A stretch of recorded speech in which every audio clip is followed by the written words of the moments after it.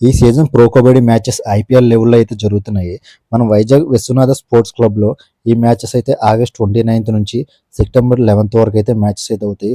ఇలాంటి మ్యాచెస్ మన వైజాగ్‌లో మళ్ళీ మళ్ళీ జరిగే ఛాన్సెస్ అయితే లేవు. జరిగినప్పుడు అయితే చూడడానికి అయితే ట్రై చేయండి.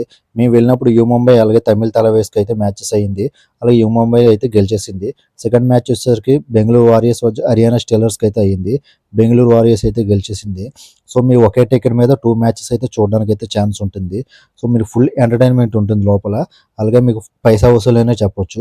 టికెట్ కాస్ట్ వచ్చేసరికి మనకి ₹499 పడుతుంది.